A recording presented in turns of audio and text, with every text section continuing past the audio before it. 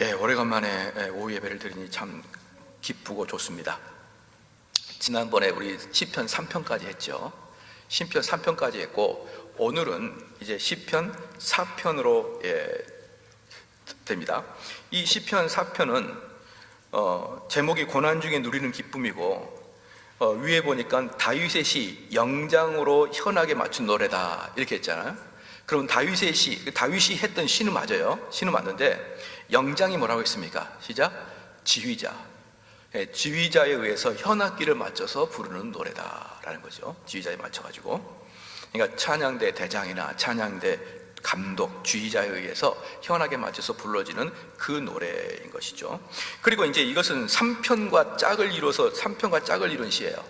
그 3편은 3편, 4편, 5편이 다 짝을 이룬 시입니다. 3편도 다윗이 그 압살롬을 피할 때 쓴 시고요. 4편도 압살롬을 피할 때 쓴 시고, 그 다음에 5편도 이제 다윗의 시인데, 이 세 개가 다 쌍을 이루고 있어요. 그래서 3편하고 5편은 아침 시입니다. 아침에 일어나서 하나님에게 자신을 드리는 시고, 그 다음에 4편 시는 저녁의 시입니다. 그래서 저녁에 예배를 드리거나 또는 저녁에 여러분이 침상에 누워서 하루를 마감하면서 부르는 노래다 라고 평가할 수 있어요. 그러니까 이제 여러분들이 이런 것들은 어때요? 암송을 해서 저녁에 잘 때는 이것을 집에서 부르는 거나 그렇게 하면서 이제 하고, 또 아침에 일어나서는 3편이나 4편을 부르면 될 것입니다. 8절 말씀에 내가 평안히 눕고 자기도 하리니 나를 안전케 거하게 하시는 이는 오직 여호와시니이다. 이렇게 하면서 잠에 취침에 들어가게 되거나 아니면 저녁 예배를 마무리하게 되겠죠. 이러한 것들을 보면서 이건 저녁시구나, 3편과 5편은 아침시구나, 요것들은 짝을 이루어 가지고 같이 부르는구나, 이제 그것을 좀 상식적으로 알면 되겠습니다. 4편도 당연히 압살롬의 반역에 의한, 그리고 다윗의 쫓김을 통하여 불렀던 노래가 바로 4편입니다. 이제 1절부터 볼게요. 내 의의 하나님이여 내가 부를 때 응답하소서. 곤란 중에 나를 너그럽게 하셨사오니 나를 긍휼히 여기사 나의 기도를 들으소서라고 했잖아요.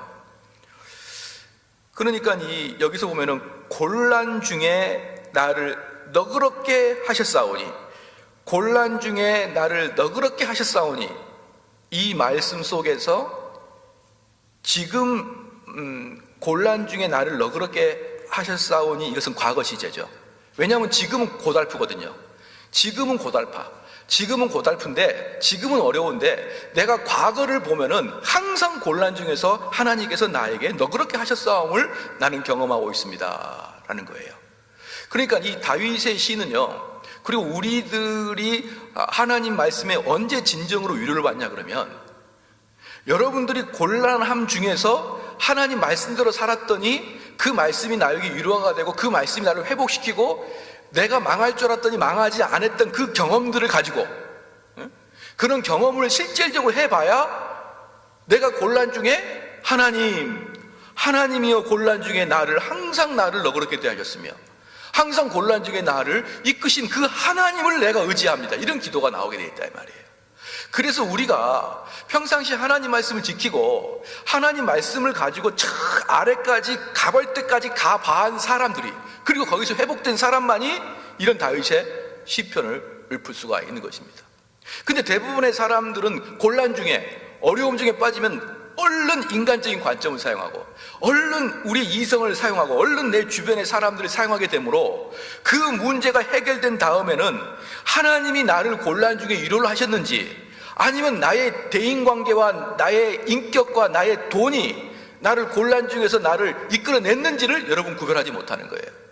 그러니까 그게 악순환이 돼가지고 항상 곤란이 오게 되면 또다시 내 주변을 살피고 또다시 환경을 살피게 되므로 이 사람은 끝날 때까지, 죽을 때까지 어때요? 하나님 품 안에서 확신하지 못하고 살아가는 것입니다. 그때그때 고통이 오고 그때그때 어려움이 오면은 그 눈물을 흘리고 그렇게 한탄하지만 하나님께 의지하지는 않는 것입니다.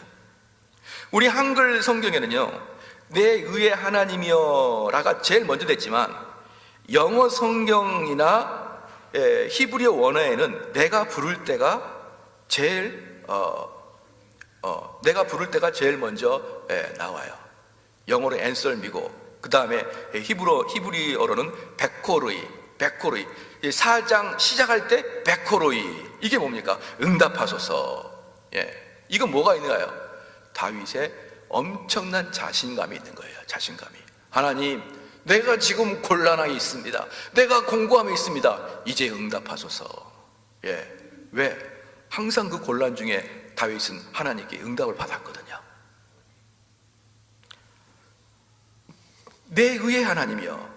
여기서 보면요, 내 의의 하나님이여, 이게 뭐냐 그러면, 나는 하나님 편이니까 나는 의로운 자입니다, 이 뜻이에요.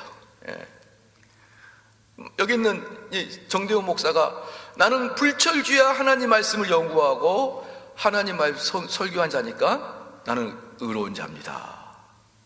내가 지금까지 하나님 말씀을 사역을 하면서 하나님께서 나에게 곤란 중에 나를 위로하여 주셨고, 하나님께서 내 어려운 상황에 처했을 때 하나님이 나에게 해법을 주셨습니다. 그러므로 말미암아 나는 하나님의 사람이고, 그러므로 말미암아 나는 의로운 자입니다 라고 다윗은 선포하는 것입니다. 여러분, 이러한 경험을 하시기를 주는 축원합니다. 곤란한 중에서도, 온통 곤란한 중에서도 인간적 관점과 우리의 환경과 우리의 지식과 돈을 가지고 모든 걸 해결하려고 하는 사람들은 어떻게 어려움 속에서 나의 의의 하나님이여 라고 고백할 수 있을까요? 나는 의로운 자입니다. 하나님이여, 나는 의로운 자입니다. 왜? 나는 하나님을 사랑하니까. 하나님이여, 저는 의로운 자입니다. 왜? 나는 하나님 말씀을 순종하고자 하는 자니까 저는 의로운 자입니다 라고 다윗은 그렇게 고백하는 것이에요.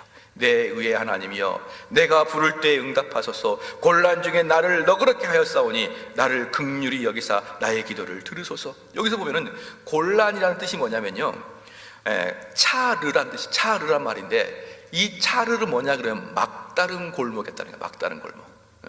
하나님이여, 살다 보면은 옴짝달싹 못하겠는 거예요. 막다른 골목인데 내가 하나님의 은혜 안에서 푹 자고 일어났더니 막다른 골목이 널찍한 광야로 변해 있더라 이 말이에요. 광야로 변해 있더라.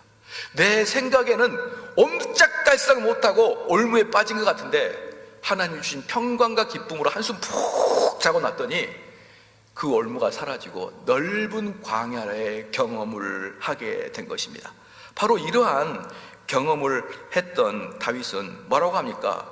나를 긍휼히 여기시고 이제 나의 기도를 들어주소서, 이렇게 기도한 겁니다. 참 감사하죠. 참 감사하죠. 그게 바로 1절의 이야기예요. 1절은 분명히 다윗은 엄청나게 곤란함과 엄청나게 지금 핍박 속과 압박 속에 있는데, 그 압박 속에서도 단호한 마음으로, 자신감 있는 마음으로 하나님이여 들으소서, 이제 응답하소서. 나는 의인입니다. 왜? 나는 하나님을 사랑한 자였으니까. 내가 의인입니다. 내 말을 들어주소서. 이렇게 담담하게 기도하고 있는 다윗을 볼 수 있습니다.